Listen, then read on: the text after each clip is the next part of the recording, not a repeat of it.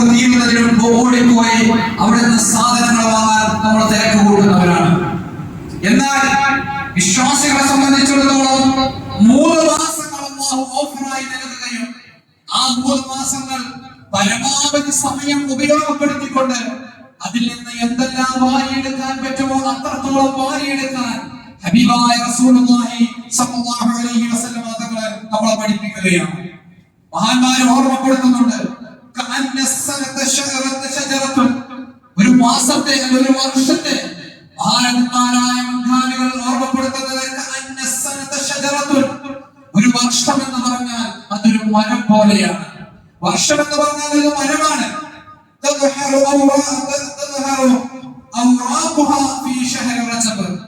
ആ മരത്തിൽ ഇലകൾ മുളച്ചു വരുന്നത്, മനോഹരമായ മരത്തിൽ ഇലകളുടെ തളിരുകൾ പൊടിച്ചു വരുന്നത് പരിശുദ്ധമായ റജബ് മാസത്തിലാണ്. എന്നിട്ട് പറഞ്ഞു, ആ മരത്തിൽ മനോഹരമായ പുഷ്പങ്ങൾ ഉണ്ടാവുന്നത്, മനോഹരമായ കായകൾ ഉണ്ടാവുന്നത്, പഴങ്ങൾ ഉണ്ടാവുന്നത് അത് ശഅബാൻ മാസത്തിലാണ്. മാത്രമല്ല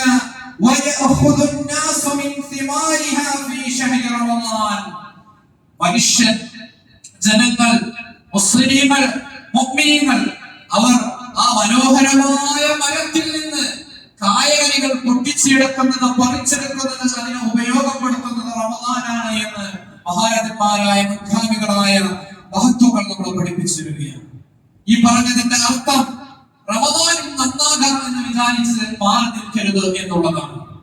റമദാൻ വരട്ടെ എന്നിട്ട് നന്നാകാം, റമദാൻ വരട്ടെ എന്നിട്ട് നിസ്കാരം കൃത്യമാക്കാം, റമദാൻ വരട്ടെ എന്നിട്ട് നാവിനെ നന്നാക്കാം, ആളുകളെ കുറച്ചുള്ള ഗൈബത്തും നമീമത്തും ഒക്കെ നിർത്താൻ റമദാനാവട്ടെ എന്നുള്ള ചിന്താഗതി അത് മാറ്റണമെന്നാണ് ഈ ഒരു ഉപമയിലൂടെ, ഈ മരത്തെ ഉപമിച്ചുകൊണ്ട്, ഈ ശതറയെ ഉപയോഗിച്ചുകൊണ്ട് നമുക്ക് പറഞ്ഞു തരുന്നത് എന്ന് എന്റെ പ്രിയപ്പെട്ട സഹോദരങ്ങൾ മനസ്സിലാക്കേണ്ടതുണ്ട്.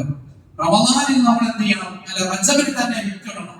ആ വിത്തിങ്ങനെ മുളച്ച്, വിത്തിങ്ങനെ ഇബാദത്തിന്റെ വിത്തിങ്ങനെ മുളച്ചു വന്ന് നല്ലൊരു സസ്യമായി നല്ല ഇലകളൊക്കെ ഇങ്ങനെ തകർത്ത് നിൽക്കേണ്ട മാസം അത് ശഅബാനാണ്.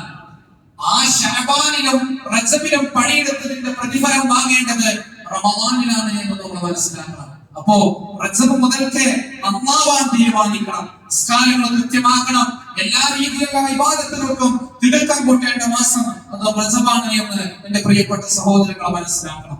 റജബിന്റെ ശ്രേഷ്ഠത അല്ലാഹുവിന്റെ ഹബീബ് സല്ലല്ലാഹു അലൈഹി വസല്ലം തങ്ങൾ ഏറ്റവും നന്നായി പറഞ്ഞത് റജബുൻ ശഹറുൽ ഇസ്തിഗ്ഫാർ എന്നാണ്. റജബുൻ ശഹറുൽ ഇസ്തിഗ്ഫാർ വശഅബാൻ ശഹറുസ് സ്വലാത്തി അലൻ നബിയിൽ മുഖ്താർ.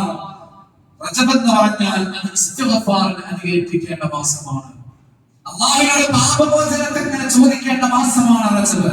എന്നാൽ ശഅബാൻ അത് ശഹറുസ് സ്വലാത്തി അലൻ നബിയിൽ മുഖ്താർ. ഹബീബായ സല്ലല്ലാഹു അലൈഹി വസല്ലം തങ്ങളുടെ പേരിൽ ഒരുപാട് സ്വലാത്തുകൾ അധികരിപ്പിക്കേണ്ട മാസമാണ് ശഅബാൻ എന്ന് മഹാന്മാർ നമ്മെ പഠിപ്പിക്കുകയാണ്. ഇസ്തിഗ്ഫാറിനെ അധികരിപ്പിക്കുക, നന്നായി ഇസ്തിഗ്ഫാർ ചെയ്യണം. തെറ്റുകൾ ചെയ്തത് മുഴുവൻ ഞങ്ങൾക്ക് പുറത്തു തരണേ എന്ന നിയത്തോടു കൂടി ഉണ്ടായിരിക്കണം നമ്മുടെ ഇസ്തിഗ്ഫാർ. അല്ലാഹുവേ, ഞാൻ ചെയ്യാൻ പാടില്ലാത്ത ഒരുപാട് തെറ്റുകൾ കഴിഞ്ഞ മാസങ്ങളിൽ ചെയ്തിട്ടുണ്ട്. എന്റെ ഹബീബ് സല്ലല്ലാഹു അലൈഹി വസല്ലം തങ്ങൾ പൊന്നാര ഹബീബിനോട് പഠിപ്പിച്ചിട്ടുണ്ട്, മോനെ നിന്റെ കണ്ണിനെ നീ സൂക്ഷിക്കണമെന്ന്.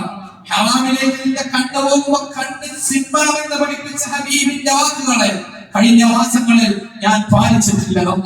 ഒരുപാട് ഹറാമ് ഞാൻ കണ്ടുപോയിട്ടുണ്ട്. ചെവി ഹറാമ് കേൾക്കുമ്പോൾ അവിടുന്ന് മാറി നിൽക്കാൻ കൂടിയാണ് അല്ലാഹു ചെവി നൽകിയിട്ടുള്ളത്. പക്ഷേ ഒരുപാട് അങ്ങാടിയിൽ നിന്ന് ഗൈബത്തും നമീമത്തും പറയുമ്പോ, ആളുകളെ കുറിച്ച് കുറ്റം പറയുമ്പോ, ആളുകളെ കുറിച്ച് ഇല്ലായ്മ പറയുമ്പോ ഞാനത് കേട്ടിരുന്നു. എന്റെ ചെവി കൊണ്ട് കേൾക്കാൻ പാടില്ലാത്ത ഹറാമ് കേട്ടവരാണ്. അല്ലാഹുവേ, എനിക്ക് പുറത്തു തരണേ റഹ്മാനേ. പടച്ചവരെ, ഞങ്ങളുടെ നാട്ടിലേക്ക് ആഘോഷങ്ങൾ നടക്കുമ്പോ, ഒരുപാട് ഫെസ്റ്റുകളൊക്കെ നടക്കുമ്പോ ഹബീബായ സല്ലല്ലാഹു അലൈഹി വസല്ലം തങ്ങൾ ദീൻ പഠിപ്പിച്ചു തന്നു. ഹറാമ് ചെയ്യില്ല എന്ന് പറഞ്ഞു. മനുഷ്യ സഹജമായ തെറ്റുകൾ വന്നാൽ നമുക്കൊന്ന് തൗബ ചെയ്യാമെന്നെങ്കിലും വിചാരിക്കാം. പക്ഷേ ഒരുപാട് ആഘോഷങ്ങൾ വരുമ്പോ, ഗാനമേള വരുമ്പോ, ഫെസ്റ്റുകൾ വരുമ്പോ മുഅ്മിനാണ്, പേര് മുഹമ്മദ് എന്നാണ്, പേര് സിദ്ദീഖ് എന്നാണ്, പേര് അലി എന്നാണ്, ഉമർ എന്നാണ്. പക്ഷേ എല്ലാ അനാവശ്യങ്ങളുടെയും മുന്നിൽ തുള്ളാനും സാടാനും മുസ്ലിം ഉമ്മത്താണ്. ഞാൻ അങ്ങനെയുള്ള പല സംഭവങ്ങളിലേക്ക് പോയിട്ടുണ്ടോ റഹ്മാനെ, എനിക്ക് പുറത്തു തരണം എന്ന് പറഞ്ഞ് ഇസ്തിഗ്ഫാർ ചെയ്യേണ്ട മാസമാണ് റജബ് എന്ന് ഹബീബുനാ റസൂലുള്ളാഹി സ്വല്ലല്ലാഹു അലൈഹി വസല്ലം. ഞാനിത് പറഞ്ഞത് ചില ആളുകൾ ചിന്തിക്കും, ഞങ്ങൾക്കൊക്കെ പ്രായമായി, ഞങ്ങൾ തെറ്റുകളൊന്നും ചെയ്യാറില്ലല്ലോ. പ്രായമായ ആളുകൾക്ക് വേറെ തെറ്റാണ്, ചെറുപ്പക്കാരൻ സംഭവിക്കുന്ന തെറ്റുകൾ വേറെയാണ്. നമ്മൾ ചിന്തിക്കും, നമ്മൾ പള്ളിയിലൊക്കെ വരാറുണ്ട്, നമ്മൾ നിസ്കരിക്കാറുണ്ട്, നമ്മുടെ ഇബാദത്ത് ചെയ്യാറുണ്ട്, നമ്മളിൽ നിന്ന് തെറ്റുകളൊന്നും സംഭവിക്കാറില്ല. ആദ്യം ഒരു കാര്യം പറയാം, തീരെ തെറ്റ് ചെയ്യാത്ത ആ മനുഷ്യനും ഇസ്തിഗ്ഫാർ ചെയ്യണം. എന്തിനു വേണ്ടിയാണ്? അല്ലാഹുവിന്റെ ഹബീബ് സല്ലല്ലാഹു അലൈഹി വസല്ലം തങ്ങൾ ഹദീസുകൾ കാണാം, ഒരു ദിവസം 70ഓളം ഇസ്തിഗ്ഫാർ ചെയ്യാറുണ്ടായിരുന്നു. മറ്റൊരു ഹദീസിൽ 100ഓളം ഇസ്തിഗ്ഫാർ ചെയ്യാറുണ്ടായിരുന്നു. ഹബീബ് സല്ലല്ലാഹു അലൈഹി വസല്ലം തങ്ങളിൽ നിന്ന് ഒരു തെറ്റ് പോലും ഇന്നുവരെ ജീവിതത്തിൽ വന്നിട്ടില്ല. എന്നിട്ട് നബി തങ്ങൾ എന്തുകൊണ്ട് ഇസ്തിഗ്ഫാർ ചെയ്യുന്നു? അസ്തഗ്ഫിറുല്ലാഹൽ അദീം എന്ന് ചൊല്ലിയതിന്റെ കാരണം അവിടുത്തെ ദറജയിലാണ്. പാപങ്ങളൊന്നുമില്ലാത്ത മനുഷ്യനാണ്, തെറ്റുകളൊന്നും ചെയ്യാത്ത മനുഷ്യനാണ്. ഞാൻ ഇനി എന്തിന് ഇസ്തിഗ്ഫാർ ചെയ്യണം എന്നല്ല ചിന്തിക്കേണ്ടത്. നമ്മൾ ഇസ്തിഗ്ഫാർ ചെയ്യുമ്പോ അല്ലാഹുവിന്റെ അടുക്കൽ നമുക്ക് ഇത്രയാണ് ദറജയെങ്കിൽ നമ്മുടെ ദറജ ഇങ്ങനെ കൂടി കൂടി കൂടി വരുമെന്ന് ഹബീബനാ മുഹമ്മദ് റസൂലുള്ളാഹി സ്വല്ലല്ലാഹു അലൈഹി വസല്ലം. ഓരോ തെറ്റുകൾക്കും വ്യത്യസ്തമായി ശാരീരികമായി ചെയ്യുന്ന തെറ്റുകൾ ഇസ്തിഗ്ഫാർ ചെയ്യണം. മാനസികമായിട്ട് ഒരു മനുഷ്യനെ വേദനിപ്പിച്ചിട്ടുണ്ട്, നമ്മുടെ അയൽവാസിയാണ്, അവരെ കുറിച്ച് ഇല്ലാത്തത് പറഞ്ഞിട്ടുണ്ട്, നമ്മുടെ കൂട്ടുകാരനാണ്, അവരെ കുറിച്ച് ഇല്ലായ്മ പറഞ്ഞിട്ടുണ്ട്. എന്നാൽ ആ മാനസിക വിഷമം ഉണ്ടാക്കിയതിന്റെ പേരിൽ അവരോട് പൊരുത്തപ്പെടിപ്പിച്ചിട്ട് അതിനു വേണ്ടി ഇസ്തിഗ്ഫാർ ചെയ്യണമെന്ന് ഹബീബുനാ മുഹമ്മദ് റസൂലുള്ളാഹി സ്വല്ലല്ലാഹു അലൈഹി വസല്ലം. മാത്രമല്ല മഹാനായ സയ്യിദ് സബ്തി റഹ്മത്തുള്ളാഹി അലൈഹിയുടെ ചരിത്രമുണ്ട്. ബഹുമാനപ്പെട്ടവർ പറഞ്ഞു, മഹാനായ സയ്യിദ് സബ്തി റളിയല്ലാഹു തആല അൻഹു പറഞ്ഞു, ഞാൻ 30 കൊല്ലം ഒരു അൽഹംദുലില്ലാഹ് എന്ന് പറഞ്ഞതിന്റെ പേരിൽ ഇസ്തിഗ്ഫാർ ചെയ്തിട്ടുണ്ട് എന്ന്. ആളുകൾ അത്ഭുതപ്പെട്ടുകൊണ്ട് മഹാനായ സയ്യിദ് സബ്തി റളിയല്ലാഹു അൻഹുവിനോട് ചോദിച്ചു, തങ്ങളെ ഒരു അൽഹംദുലില്ലാഹ് പറഞ്ഞതിന്റെ പേരിൽ 30 കൊല്ലം ഇസ്തിഗ്ഫാർ ചെയ്യുകയോ? അതെ.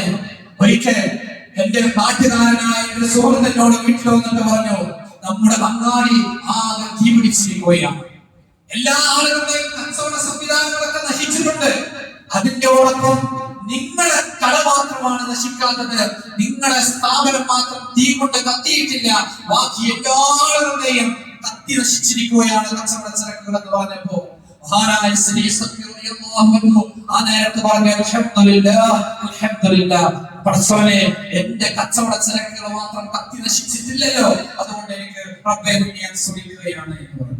ബഹുമാനപ്പെട്ട ഒരു കുറച്ച് നേരം കഴിഞ്ഞിട്ട് ഇങ്ങനെ ആലോചിച്ചു, റബ്ബേ എന്റെ കച്ചവട സമ്പത്തുകളൊക്കെ നശിക്കാതിരുന്നപ്പോ ഞാൻ അൽഹംദുലില്ലാഹ് പറഞ്ഞു. പക്ഷേ എന്റെ കൂട്ടുകാർ, എന്റെ നാട്ടുകാർ, എന്റെ മറ്റു സുഹൃത്തുക്കൾ, അവരുടെ സാമ്പത്തിക സ്രോതസ്സെല്ലാം നശിച്ചിരിക്കുകയാണല്ലോ, എനിക്കതിന്റെ പേരിൽ സങ്കടം തോന്നാതെ ഞാൻ സന്തോഷിക്കുകയാണല്ലോ ചെയ്യുന്നത്.